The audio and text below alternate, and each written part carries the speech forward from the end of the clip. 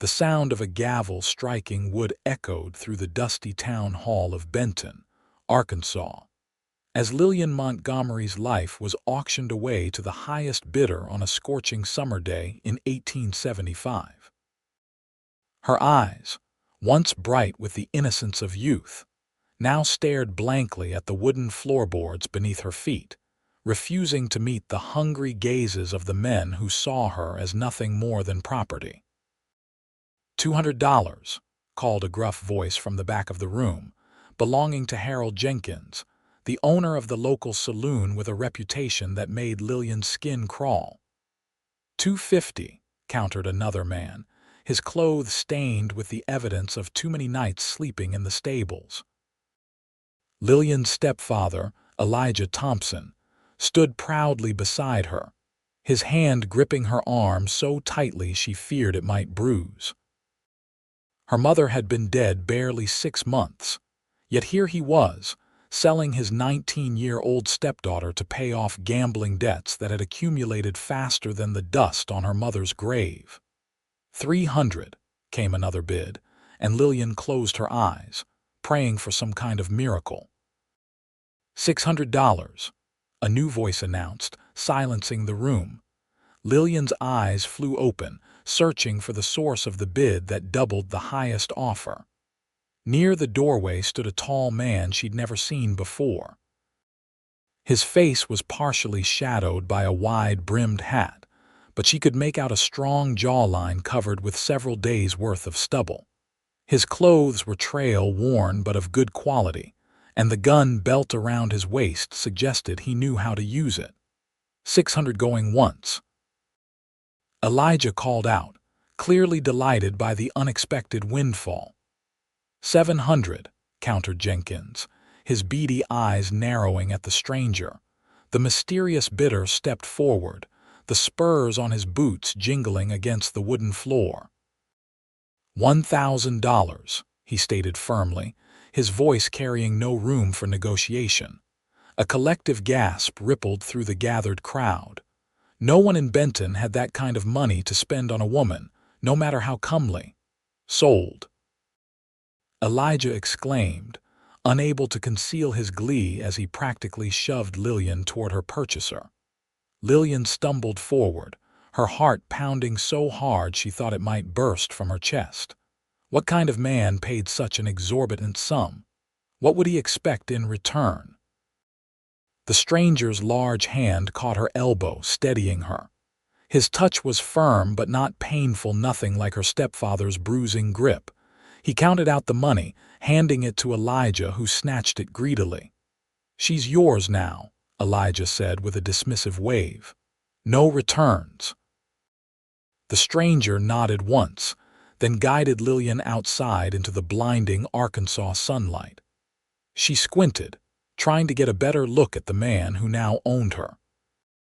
In the light, she could see he was younger than she'd first thought, perhaps in his late 20s, with eyes the color of a summer storm and hair as dark as midnight. "My name is Wade Lancaster," he said, his voice softer now that they were away from the crowd. "And you're free to go, Miss Montgomery." Lillian blinked, certain she'd misheard him. "I beg your pardon, you're free," he repeated, releasing her arm. "I have no intention of claiming ownership of you or anyone else.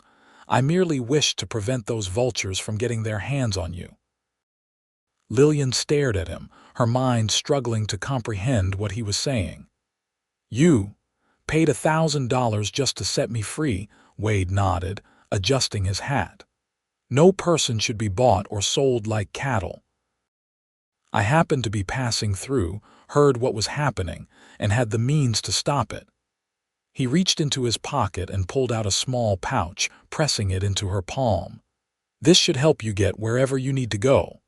Lillian looked down at the pouch, feeling the weight of coins inside. When she looked up again, her eyes were brimming with tears. "I don't understand. Why would you do this for a stranger?" A shadow crossed his face, something like old pain flickering in his eyes. "Let's just say I've seen what happens when good people don't intervene." He tipped his hat. "Good day, Miss Montgomery." As he turned to leave, Lillian found herself reaching for his arm. "Wait, please. I have nowhere to go. My stepfather sold everything my mother left me. I have no family, no friends outside of Benton who could take me in." Wade stopped, looking back at her with an unreadable expression. "I'm headed to a ranch about 30 miles west of here. I could escort you to the next town if you'd prefer." "Take me with you," Lillian said, surprised by her own boldness. "I can cook, clean, mend clothes. I'm not afraid of hard work. I'll earn my keep, I promise." Wade studied her for a long moment, and Lillian feared he would refuse. Finally, he nodded. "Very well. But understand this: you'll be employed, not owned. You'll receive fair wages, and you're free to leave whenever you choose."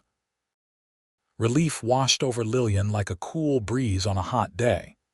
"Thank you, Mr. Lancaster. I won't disappoint you." "Wade," he corrected. "If we're to be traveling together, you might as well use my given name." "Wade," she repeated, testing the name on her tongue. "And I'm Lillian." "Lillian Montgomery." "Well, Lillian Montgomery, we should leave before your stepfather sobers up enough to regret his decision." Wade gestured toward the livery stable. "Do you have any belongings you need to collect?" Lillian thought of the small bundle she'd hidden beneath a floorboard in her room, her mother's locket, a few letters, and a worn copy of poetry that had been her most treasured possession. "Yes, but I'll need to be quick. Elijah.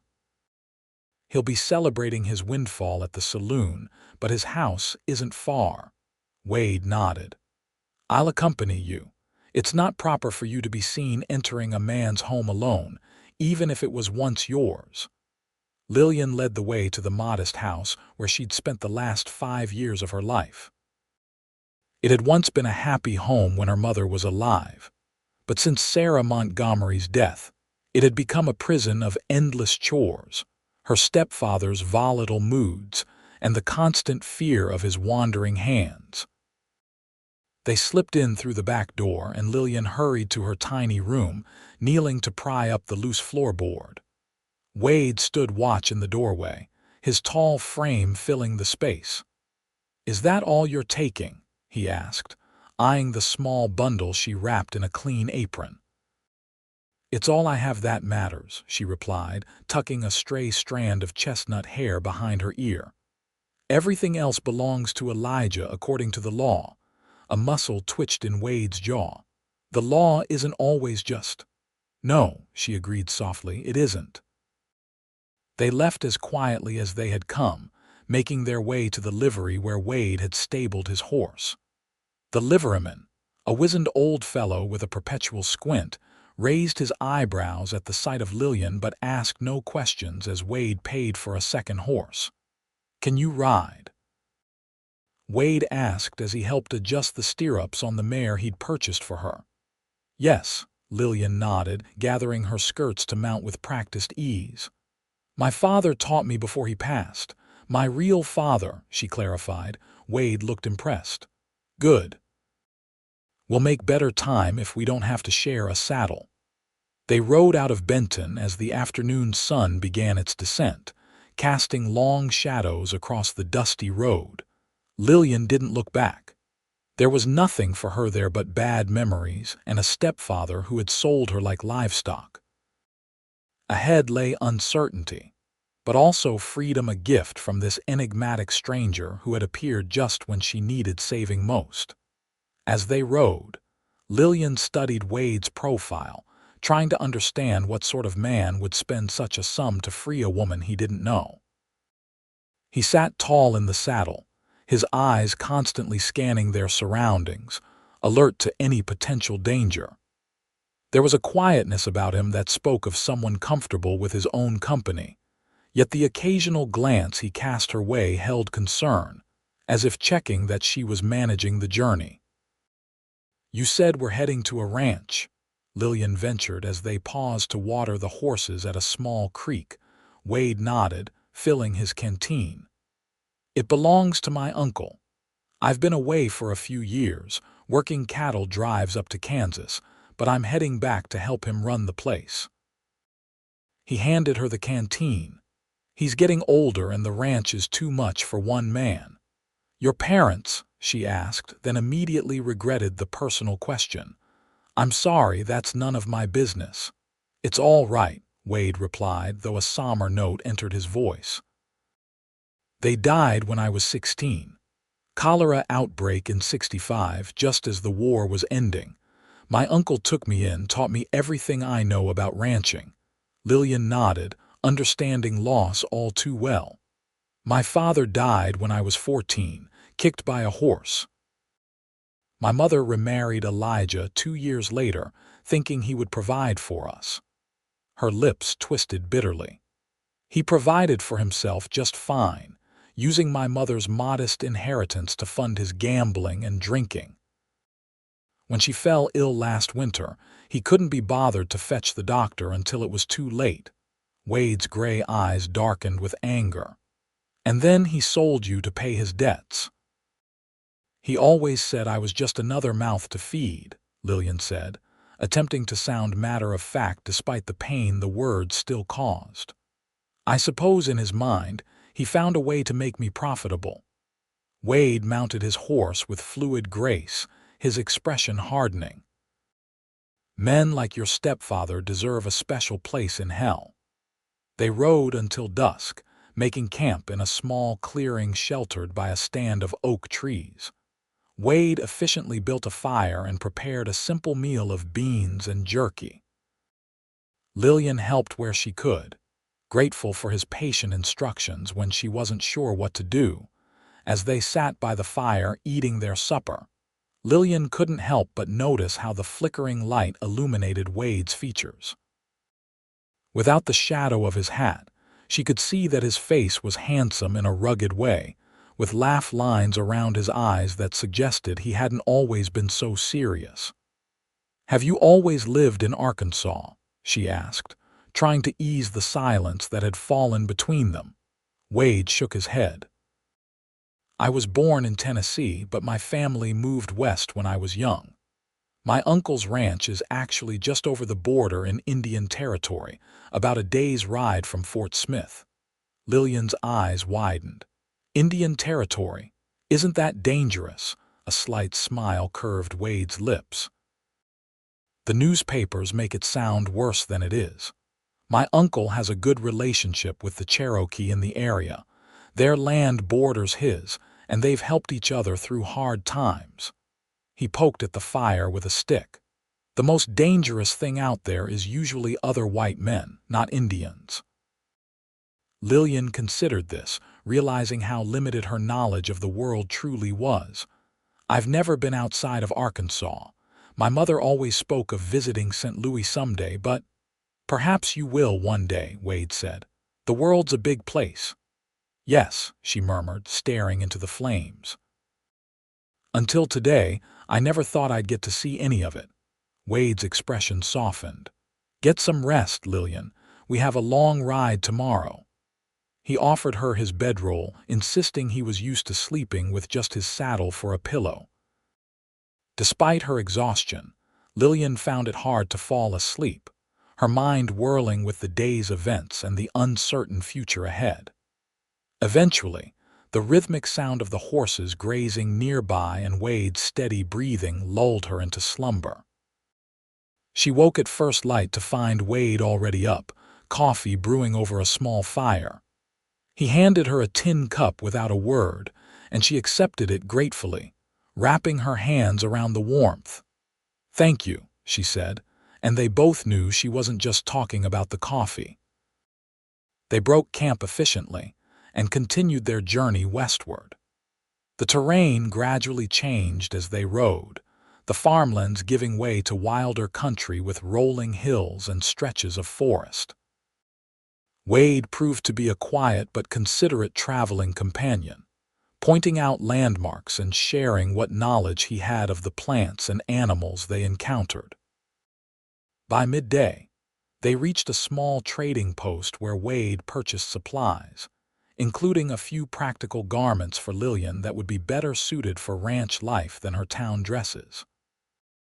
The shopkeeper's wife, a kind-faced woman with gray streaked hair, offered Lillian the use of a back room to change and wash up. "Your husband seems like a good man," the woman commented as she helped Lillian adjust the fit of a simple calico dress. Lillian felt her cheeks flush. "Oh, he's not my husband. He's my employer." The woman raised an eyebrow but didn't pry further, merely patting Lillian's hand before returning to the shop. When Lillian emerged in her new attire, Wade gave her an approving nod. "Much more practical for riding," he said, helping her secure her bundle to the saddle. They continued on, crossing into Indian territory by late afternoon. Lillian felt a mixture of trepidation and excitement as they passed the invisible boundary that marked a new chapter in her life. The landscape became more rugged, with rocky outcroppings and stands of pine trees dotting the hillsides. "We'll reach my uncle's ranch tomorrow," Wade informed her as they made camp for the second night. "It's not what you might expect if you're used to town life. The house is simple, and the work is hard, but it's good land." "I'm not afraid of hard work," Lillian reminded him, "and anything is better than being sold to the highest bidder in a town hall." Wade's expression darkened at the reminder, and he busied himself with preparing their meal. As they ate, Lillian noticed he seemed preoccupied, his gaze frequently drifting to the horizon as if searching for something. "Is everything all right?" she finally asked. Wade hesitated before answering. "Just being cautious. These parts can be unpredictable. Not everyone respects the boundaries between territories." Lillian sensed there was more to his concern than he was sharing, but she didn't press. Instead, she offered to take the first watch while he got some rest, a suggestion that earned her a surprised but appreciative look. "You're not what I expected, Lillian Montgomery," he said, settling against his saddle. "What did you expect?" she asked, curious. Wade considered the question. "Someone more. Broken by what happened to you, but you have strength in you." Lillian looked down at her hands, calloused from years of housework. "My mother always said we Montgomery women were made of sterner stuff than most folks give us credit for." "She sounds like a wise woman," Wade murmured, his eyes already closing with fatigue. "She was," Lillian whispered, more to herself than to him. The night passed uneventfully, and they rose with the sun once again. As they traveled, the terrain grew increasingly familiar to Wade, and he began pointing out landmarks with greater frequency, a note of pride entering his voice. "That's Willow Creek," he said, gesturing to a winding stream they crossed. "Best fishing for miles around, and over that ridge is the start of Lancaster land."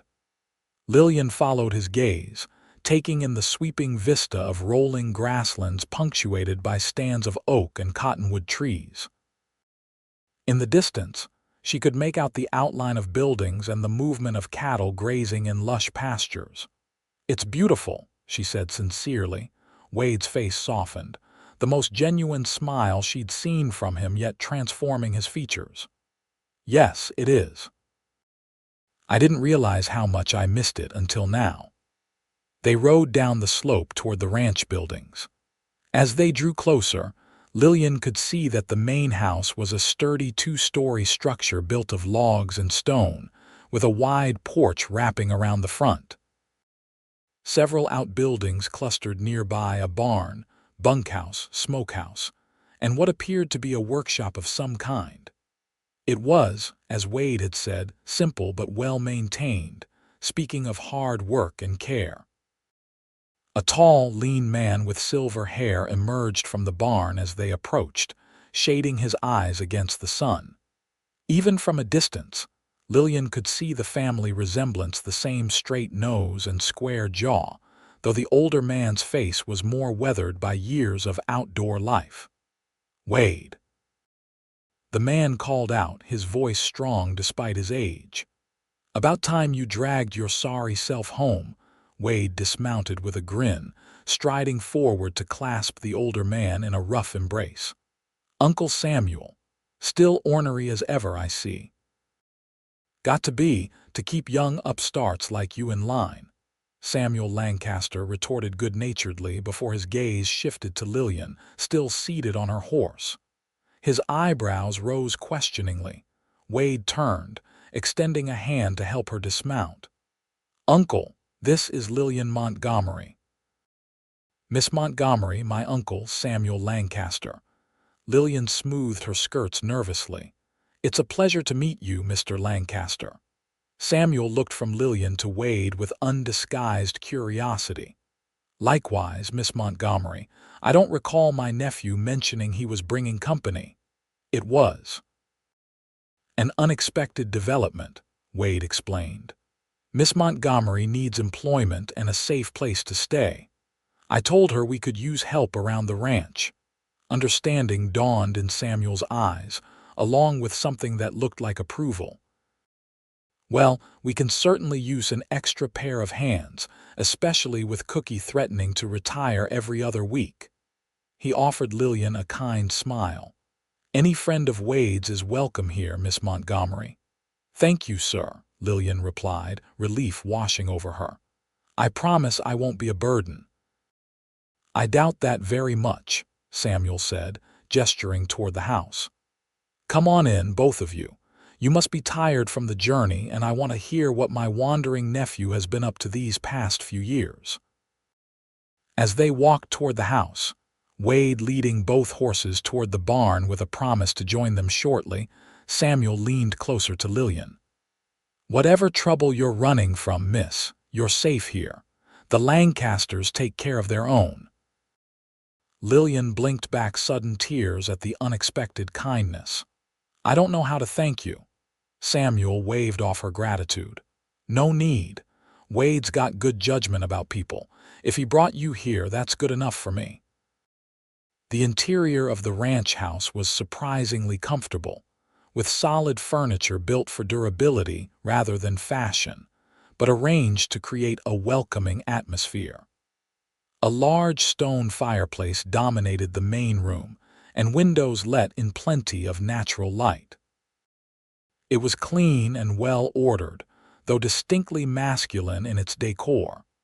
"Wade's mother, my sister, used to keep the place looking a sight prettier," Samuel commented, noticing Lillian's inspection. "Haven't had a woman's touch around here since she passed." "It's a lovely home," Lillian assured him, running her hand over a polished oak table. "Solid and honest like its owners seem to be." Samuel's weathered face crinkled in a smile. "I think you'll do just fine here, Miss Montgomery." Wade joined them shortly, and over a simple but hearty meal of venison stew and cornbread.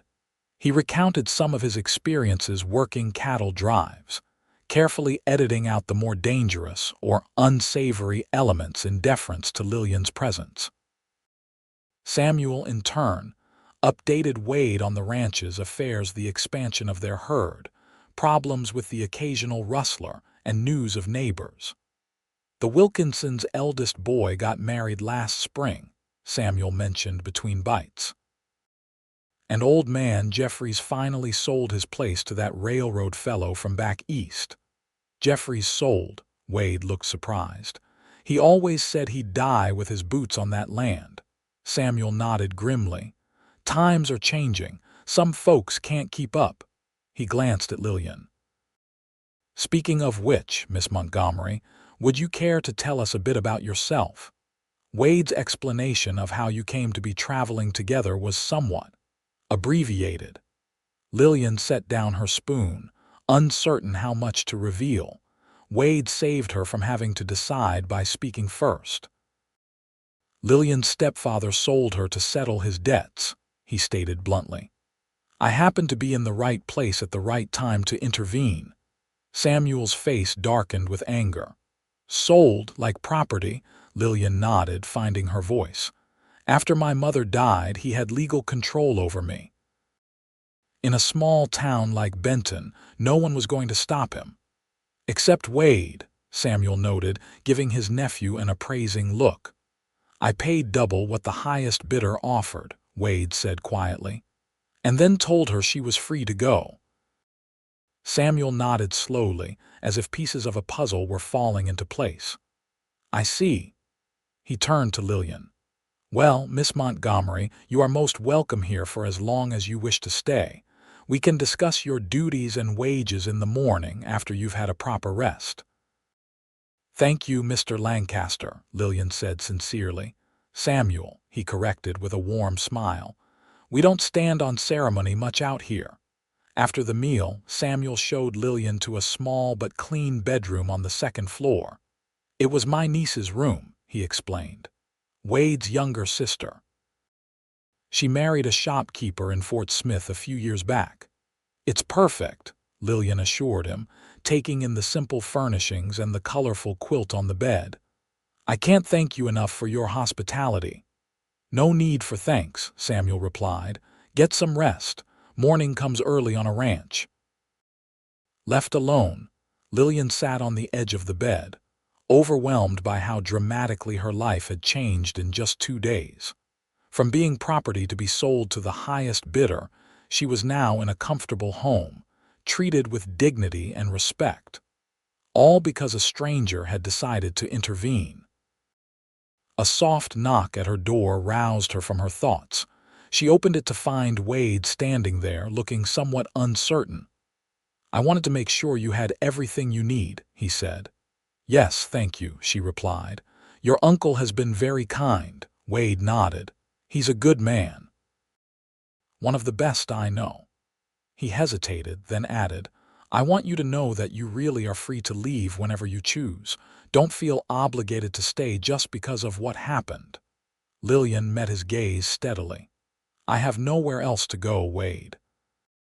But even if I did, I'd choose to stay and repay your kindness. You saved me from a fate I don't even want to imagine. Something flickered in his gray eyes, relief perhaps, or something deeper. Get some rest, Lillian. Tomorrow will be busy. As he turned to go, she called after him softly. Why did you do it? Truly, $1,000 is a fortune to spend on a stranger. Wade paused, his back to her. For a moment she thought he might not answer. Then, without turning around, he said quietly, Because 10 years ago, someone just like you was sold to a man who worked her to death within a year, and no one stepped in to stop it.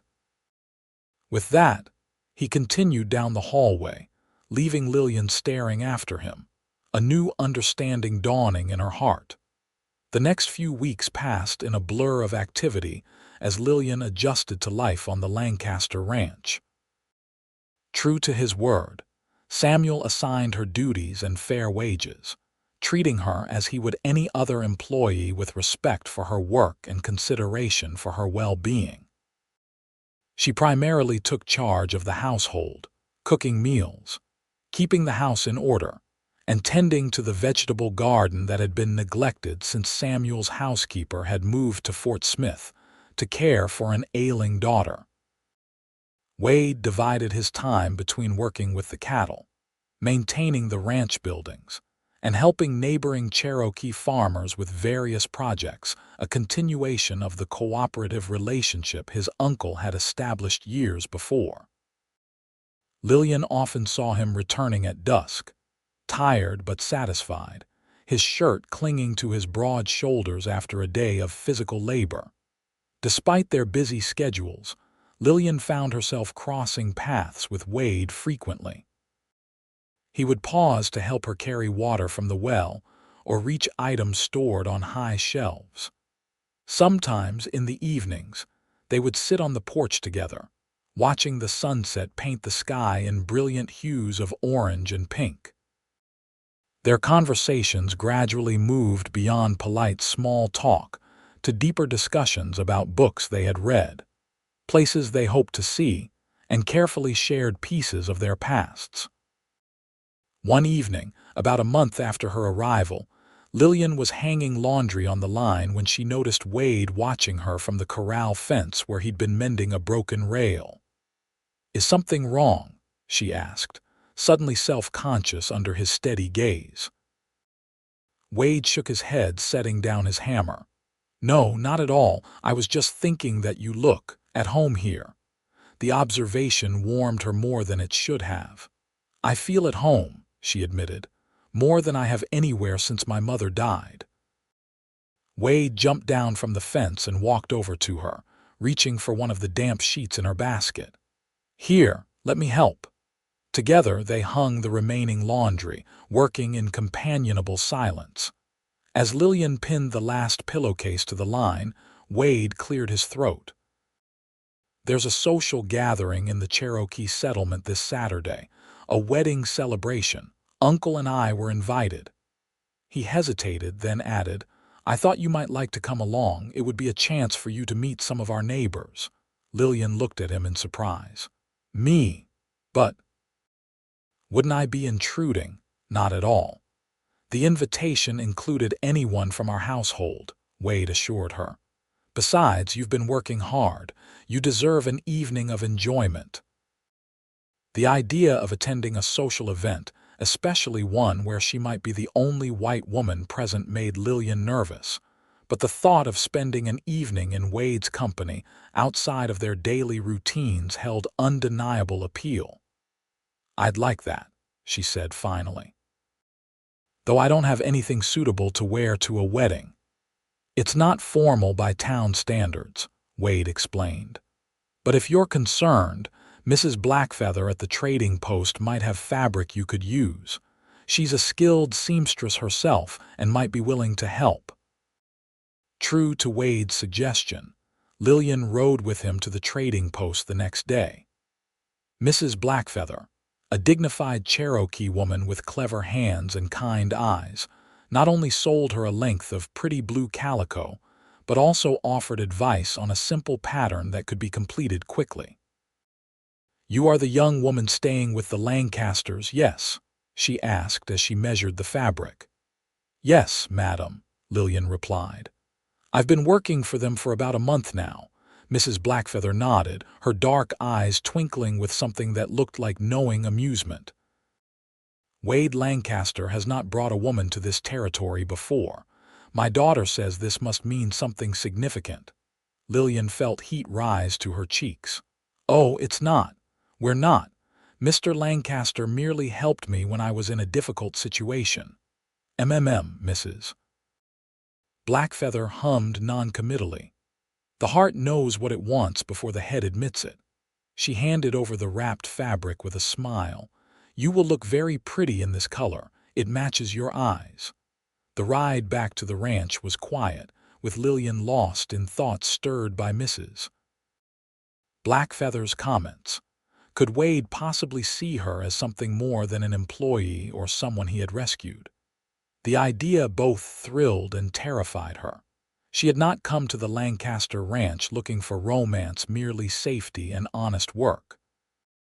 Yet she couldn't deny the way her pulse quickened whenever Wade entered a room, or how she found herself looking for opportunities to be near him. Over the next few days, Lillian worked on her dress in the evenings, grateful for the skills her mother had taught her. By Saturday, she had completed a simple but becoming gown with a modest neckline and elbow-length sleeves. The blue calico brightened by white lace trim she had found in a trunk of Wade's sister's belongings, with Samuel's permission. When she descended the stairs on Saturday evening, both Lancaster men were waiting in the front room. Samuel gave an appreciative whistle. "My word, Miss Montgomery, you clean up even prettier than I imagined possible." But it was Wade's reaction that made her heart flutter. He stood speechless for a moment, his gray eyes widening as they took in the sight of her with her hair arranged in soft curls instead of her usual practical bun. The blue dress bringing out the color of her eyes, just as Mrs. Blackfeather had predicted. "You look beautiful, Lillian," he finally said, his voice deeper than usual. The celebration was held in a large clearing near the Cherokee settlement, with tables laden with food, musicians playing a mixture of traditional Cherokee and settler tunes, and colorful lanterns strung between trees to provide light as the evening progressed. The bride, a pretty Cherokee girl named Sarah, wore a dress of white and blue with traditional beadwork, while her groom, a young man called Joseph who worked as a blacksmith, beamed with pride beside her. Lillian was initially nervous about being accepted, but the community welcomed her warmly, especially once they learned she was with the Lancasters, who were clearly well respected. Several women engaged her in conversation, curious about her life back east, though Benton was hardly Eastern, and offering her advice about living in the territory. "Wade Lancaster is a good man," one older woman told her with a significant look. "He helped my son when his wagon broke down during a storm last winter. Stayed with him all night to make sure he got home safe." Similar stories followed throughout the evening, painting a picture of Wade as someone respected not just for his skills as a rancher, but for his character and willingness to help others regardless of race or background. Each anecdote made Lillian's admiration for him grow, along with another feeling she wasn't quite ready to name. As the evening progressed and the music grew livelier, Wade appeared at her side. "Would you care to dance?" he asked, offering his hand. Lillian hesitated. "I'm not sure I know the steps." "Neither do I, exactly," he admitted with a grin that transformed his usually serious face. "We can figure it out together." They joined the other couples on the makeshift dance floor, following along as best they could. Wade's hand was warm against her waist, and when their eyes met during a turn, Lillian felt something shift between them, a recognition of possibilities that hadn't existed before. Later, as they took a break from dancing, Wade led her to a quiet spot at the edge of the clearing. The night air had cooled and he draped his jacket around her shoulders without asking, the gesture both protective and intimate. "Are you enjoying yourself?" he asked, his voice low. Lillian nodded, pulling his jacket tighter around her. It smelled of leather, pine, and something uniquely Wade. "Very much. Everyone has been so kind. Thank you for bringing me." "I'm glad you came," he replied, his gray eyes reflecting the lantern light. "I've been wanting to show you more of this territory, help you see why I love it here." "I think I'm beginning to understand," she said softly. They stood in companionable silence for a moment, watching the celebration continue. Then Wade turned to face her fully, his expression suddenly serious. "Lillian, there's something I should tell you." He paused as if searching for the right words. "That day in Benton. It wasn't just chance that I was there." Lillian looked at him questioningly. "What do you mean?" Wade ran a hand through his dark hair, a gesture she had come to recognize as a sign of nervousness. "I was tracking a man, a cattle rustler who'd stolen from us and several other ranches in the territory. Information led me to believe he might be in Benton." "Did you find him?" Lillian asked, uncertain where this was leading. "Yes," Wade said grimly. "Your stepfather, Elijah Thompson." Lillian stared at him in shock. "Elijah, a cattle rustler," Wade nodded. "I recognized him as soon as I walked into that town hall. I was planning to confront him, maybe bring him to the local sheriff when I realized what was happening, that he was selling you." His jaw tightened at the memory. "I couldn't let that stand, regardless of my original purpose." "So you spent $1,000 to free me and let a cattle thief go free?" Lillian asked, trying to process this new information. "I made a choice," Wade said simply, "and I'd make it again." Lillian was silent for a long moment, absorbing the revelation. Finally, she asked, "Why tell me this now?" Wade met her gaze steadily. "Because I find myself caring for you more than I expected to, Lillian, and I didn't want there to be secrets between us." The admission sent her heart racing. "You care for me more than is probably wise," he confessed, a hint of vulnerability in his expression that she'd never seen before. "I brought you here intending only to offer you safety and employment, but these past weeks—" He trailed off, then continued more softly. I find myself looking for reasons to be near you, to hear your voice, to see you smile." Lillian felt as though she couldn't catch her breath. Wade, whatever she might have said was interrupted by Samuel calling their names, announcing that it was time to head back to the ranch. The moment broken, Wade offered her his arm and they rejoined his uncle for the ride home. That night, Lillian lay awake long after retiring to her room, replaying Wade's words in her mind. He cared for her. The revelation should have been simple to process. Either she returned his feelings or she didn't. But nothing about her situation was simple. She had come to the Lancaster ranch as someone in need of rescue, dependent on Wade's generosity. Did she truly care for him, or was she simply grateful? And did her feelings matter when she had so little to offer a man like Wade Lancaster? The next morning, Lillian rose early, hoping the routine of preparing breakfast might help clear her head. To her surprise, she found Wade already in the kitchen, coffee brewing on the stove. "You're up early," she commented, suddenly self-conscious in his presence after their conversation the previous night. "Couldn't sleep," he admitted, pouring her a cup of coffee. "About last night, Lillian, it's all right," she interrupted, not sure she was ready to continue that particular conversation. "You don't need to explain." Wade set down the coffee pot with deliberate care.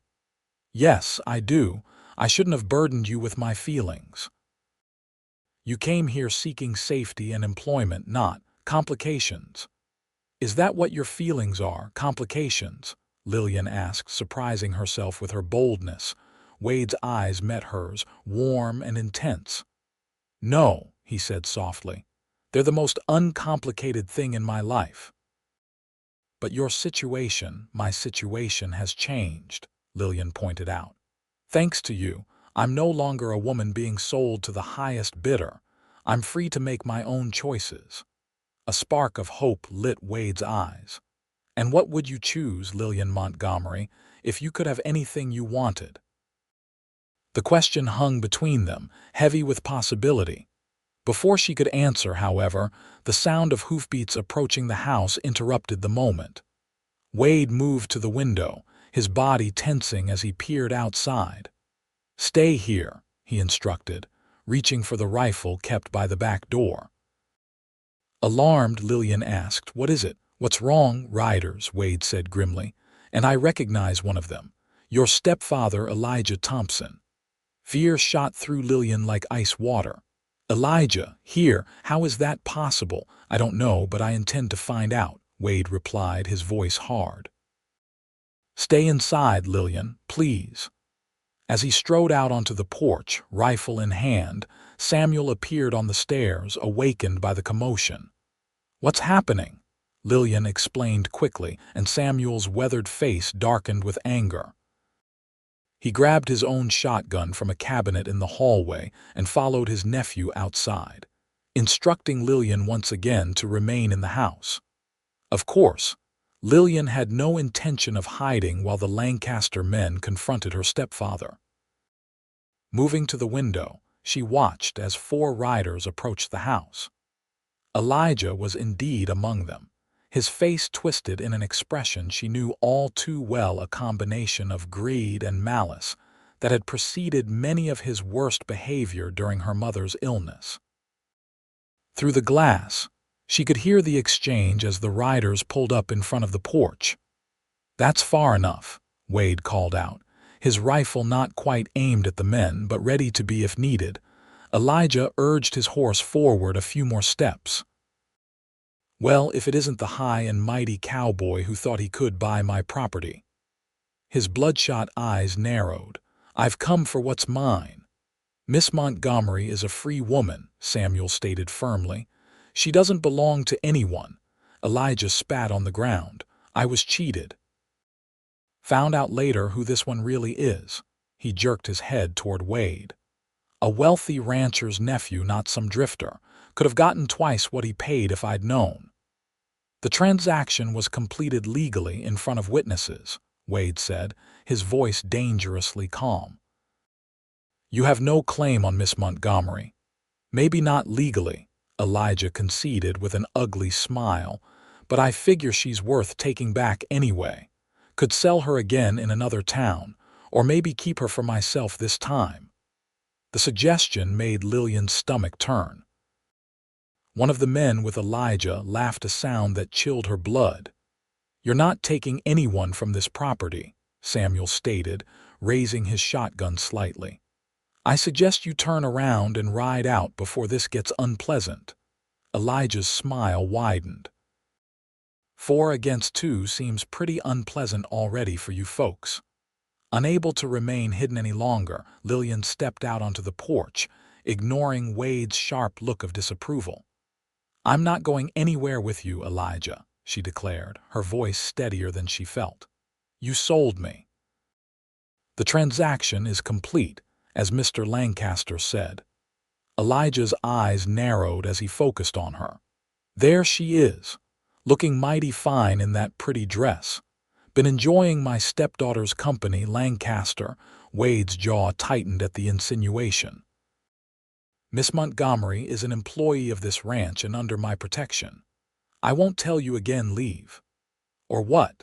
Challenged one of Elijah's companions, a burly man with a scar across his cheek.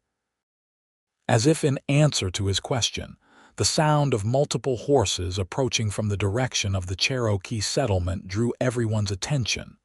6 riders appeared, led by Joseph, the blacksmith whose wedding they had attended the previous day. Everything all right here, Lancaster? Joseph called out, his expression making it clear he and his companions were ready to stand with the ranch owners if necessary. The odds suddenly shifted. Elijah's bluster faltered. This ain't over, he growled, but he yanked his horse's reins, turning the animal away from the house. His companions followed, casting dark looks over their shoulders. Don't come back, Thompson, Wade called after him. Next time won't end so peacefully.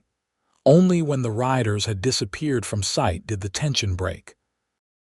Joseph and his friends declined Samuel's invitation to come in for coffee, stating they needed to get back to their families, but promising to keep an eye out for Elijah and his men. Once they were alone again, Wade turned to Lillian, his expression a mixture of relief and residual anger.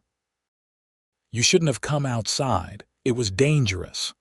I couldn't hide while you confronted him on my behalf, she replied. This was my problem to face. Our problem, Wade corrected firmly. You're not alone in this, Lillian. The simple declaration threatened to undo her composure. He'll be back, she whispered, voicing the fear that had taken root in her heart. Elijah doesn't give up when he wants something. Then we'll be ready, Samuel assured her, resting a paternal hand on her shoulder. The Lancaster ranch has weathered worse threats than a petty thief and his cronies. Despite their reassurances, the incident cast a shadow over the days that followed. Wade insisted that Lillian not go anywhere alone, and either he or Samuel made sure to be at the ranch house at all times. Their Cherokee neighbors increased their patrols of the area, and word was sent to the U.S. Marshal in Fort Smith about Elijah Thompson's cattle rustling activities. A week after Elijah's appearance, Wade found Lillian sitting on the porch steps late one evening, staring out at the darkened landscape. He settled beside her, close enough that their shoulders nearly touched. "Penny for your thoughts," he said softly. Lillian sighed. "I was thinking that I've brought nothing but trouble to you and your uncle. Perhaps it would be better if I went somewhere Elijah wouldn't think to look." "No," Wade said firmly, taking her hand in his. "Running won't solve this. And you haven't brought trouble. Elijah Thompson did that all on his own. But you and Samuel wouldn't be at risk if not for me," she persisted. "Lillian, look at me," Wade requested, and when she did, the intensity in his gray eyes stole her breath. "Long before you came into my life, I chose to stand against men like your stepfather, those who prey on the vulnerable, who take what isn't theirs to take. I won't start running from that fight now." His conviction was impossible to doubt, and Lillian felt something inside her shift and settle. "I'm afraid," she admitted, "not just of Elijah, but of what I feel when I'm with you." Wade's expression softened. "What do you feel?" "Safe," she whispered. "Valued, seen for who I am, not just what I can provide." She took a deep breath. "And something more, something I've never felt before. Something that terrifies me because I don't know if I deserve it." "Lillian," Wade said gently, raising a hand to touch her cheek. "You deserve every good thing this world has to offer, including love if that's what you're afraid to name." The word hung between them, at once simple and profound. "Is that what this is?" she asked, her voice barely audible even to her own ears. In answer, Wade leaned forward and pressed his lips to hers in a kiss so tender it brought tears to her eyes. When he pulled back, his gaze was open and vulnerable. "It is for me," he said simply. "I love you, Lillian Montgomery. Not because I rescued you, or because you needed rescuing, but because of who you are, your strength, your kindness, your determination to create a life on your own terms despite everything that's happened to you." Lillian felt as though her heart might burst from the fullness of her emotions. "I love you too," she whispered, the words both frightening and liberating to speak aloud. "I think I have since you set me free in Benton." Wade smiled, the joy in his expression transforming his face. "Then let me do it properly this time." He took both her hands in his. "Lillian Montgomery, I love you, and I want to spend my life with you not as your rescuer or your employer, but as your partner, if you'll have me." "Are you asking me to marry you, Wade Lancaster?" Lillian asked, hardly daring to believe this moment was real. "I am," he confirmed, his thumbs tracing circles on the backs of her hands. "Though I should warn you that life as a rancher's wife isn't easy, especially out here." Lillian laughed softly. "After everything I've been through, I think I can handle it as long as I'm with you." Wade's answering kiss was deeper than the first, filled with promise, and a joy neither had dared to hope for when they'd first met in that dusty town hall in Benton. The next morning, they shared their news with Samuel, who responded with a knowing smile and a warm embrace for Lillian. "About time," he said, clapping Wade on the shoulder. "I was beginning to think I'd have to lock you two in the root cellar to get you to admit what everyone else could plainly see." Their happiness, however, was tempered by the knowledge that Elijah remained a threat. Wade insisted they should proceed with their wedding plans regardless, refusing to let fear dictate their lives. Samuel rode to Fort Smith to speak with the marshal personally, and returned with news that a warrant had been issued for Elijah's arrest on charges of cattle rustling. It was a small comfort, but not enough to fully ease their concerns. 3 weeks after Wade's proposal, as preparations for a small wedding ceremony were underway, the reckoning they had been bracing for finally came. Lillian was in the garden harvesting vegetables for supper when she heard the now familiar sound of approaching riders. Looking up, she saw Elijah and his men, 6 of them this time, riding hard toward the ranch house. She dropped her basket and ran toward the barn where Wade was repairing a saddle. "They're coming," she called out. Elijah and his men. Wade was on his feet instantly, grabbing his rifle from where it leaned against the wall. "Get inside the house," he instructed, his voice calm but urgent. "Tell Uncle Samuel." The marshal left a deputy in the Cherokee settlement fire 3 shots from the upstairs window. "It's the signal we arranged." Lillian nodded, her heart pounding as she raced toward the house. Samuel was already on the porch, alerted by the sound of the approaching horses. She quickly relayed Wade's instructions, and Samuel handed her a pistol from his belt. "You know how to use this?" he asked. Lillian nodded. Her father had taught her to shoot when she was younger, a skill her mother had disapproved of, but that now might save their lives. "Good girl," Samuel said with grim approval. "Go upstairs, fire the signal, then stay away from the windows." Lillian did as instructed, her hands surprisingly steady as she fired 3 shots into the air from Samuel's bedroom window. Below, she could see Elijah and his men spreading out around the ranch yard. Wade had taken position behind the corner of the barn, his rifle aimed at the intruders, while Samuel stood his ground on the porch, shotgun at the ready. "Thompson," Wade called out. "This is your last chance to leave peacefully. The marshal knows you're a rustler. There's a warrant out for your arrest." Elijah's laugh carried clearly in the still air. "Then I've got nothing to lose, have I? Might as well take what I came for." "You're not taking anything from this ranch," Samuel declared firmly. "We'll see about that, old man," Elijah sneered, nodding to one of his companions. What happened next unfolded with terrifying speed.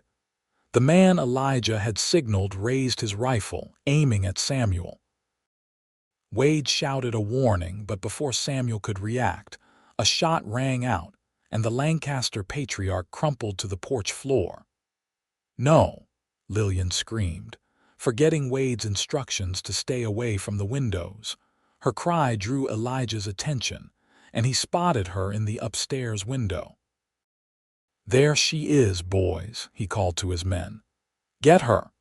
2 of Elijah's companions dismounted and started toward the house. Wade, enraged by his uncle's shooting, emerged from his cover and fired, hitting one of the men in the shoulder. The man went down with a howl of pain, but his companion continued toward the house, using the water trough as cover. Lillian ran downstairs, the pistol clutched in her hand. She had to reach Samuel to see if he was still alive. As she reached the front door, it burst open, and one of Elijah's men lunged inside. Without hesitation, Lillian raised the pistol and fired. The bullet caught the man in the chest, and he staggered backward, shock registering on his face before he collapsed on the porch. The gunshot seemed to freeze the scene outside.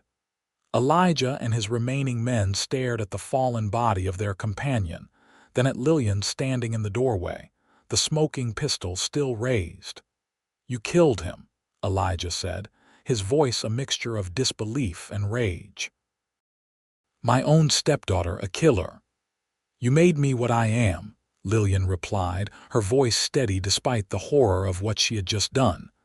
"And I'm not your stepdaughter anymore. I haven't been since the day you sold me." Wade had used the distraction to move closer to the house, his rifle trained on Elijah. "It's over, Thompson. Drop your weapons." For a moment it seemed Elijah might comply, then his face twisted with hatred and he jerked his pistol toward Lillian. "If I can't have you, no one will." Before he could fire, Wade's rifle cracked and Elijah jerked backward, a red stain blooming on his chest. He looked down at the wound in surprise, then toppled from his saddle. The remaining men, seeing their leader fall, threw down their weapons and raised their hands in surrender. As if on cue, the sound of galloping horses announced the arrival of the deputy marshal and several Cherokee men, responding to Lillian's signal shots. With the threat neutralized, Lillian rushed to Samuel's side. To her immense relief, he was conscious, gripping his bleeding arm where the bullet had struck. "Just a flesh wound," he assured her through gritted teeth. "Hurts like the devil, though." Wade joined them, his face pale with concern for his uncle. "We need to get him inside, clean the wound." Together, they helped Samuel into the house and onto a sofa in the main room. While Wade explained the situation to the deputy, Lillian cleaned and bandaged Samuel's arm, grateful that the bullet had passed through cleanly without hitting bone. The deputy took Elijah's surviving men into custody, promising to send a doctor from Fort Smith as soon as possible. The bodies of Elijah and the man Lillian had shot were removed from the property. to be buried in unmarked graves on unconsecrated ground, the fate of outlaws in the territory. That evening, with Samuel resting comfortably under the influence of laudanum and the ranch finally quiet again, Wade found Lillian sitting alone on the porch steps, staring at her hands as if she could still see the blood on them. "You saved our lives today," he said softly, settling beside her. Lillian looked up, her eyes troubled. "I killed a man, Wade. A man who was coming to hurt you, to kill you if Elijah had his way," Wade reminded her gently. "You did what you had to do to protect yourself and us." "I know," she whispered, "but I never thought I could." She trailed off, unable to complete the thought. Wade put his arm around her shoulders, drawing her close. "The weight of taking a life never leaves you completely," he said, and Lillian realized he spoke from experience. "But in time, you learn to carry it. And you remember why you had to make that choice." They sat in silence for a long while, the weight of the day's events settling around them. Finally, Lillian spoke, her voice stronger. "Elijah can't hurt anyone anymore. It's truly over now." "Yes," Wade agreed, pressing a kiss to her temple. "And we can begin our life together without that shadow hanging over us." 3 weeks later, on a perfect autumn day, Lillian Montgomery became Lillian Lancaster in a simple ceremony held on the ranch. Samuel, his arm still in a sling but otherwise recovered, gave her away with tears in his eyes, declaring that he couldn't have chosen a finer woman for his nephew if he'd tried for 100 years. The celebration that followed brought together their neighbors from both sides of the cultural divide, Cherokee families mingling with settlers from nearby ranches, united in their good wishes for the couple who had faced death together and emerged stronger for it. As the sun began to set, casting golden light across the land they now shared, Wade led his bride away from the festivities to a quiet spot overlooking the creek that ran through Lancaster property. "Happy?" he asked, his arms encircling her waist from behind. Lillian leaned back against his chest, feeling the steady beat of his heart against her back. "More than I ever thought possible," she answered truthfully. "When Elijah dragged me into that town hall in Benton, I thought my life was over. Instead, it was just beginning." Wade turned her in his arms, his gray eyes warm with love as they met hers. "Do you remember what I told you that day? When you asked why I paid so much to free you?" Lillian nodded. "You said someone like me had been sold before, and no one stepped in to stop it." "My sister," Wade confirmed, pain briefly shadowing his expression. "After our parents died, before Uncle Samuel found us, we were separated. I was sent to a farm to work, and Emma—" He took a deep breath. "She was sold to a man who claimed he needed help with his ailing wife. But there was no wife, only a saloon where he forced her to work. By the time I found her, it was too late." Understanding dawned in Lillian's heart. "That's why you were so determined to track down cattle rustlers, men like Elijah who take what isn't theirs," Wade nodded. "I couldn't save Emma.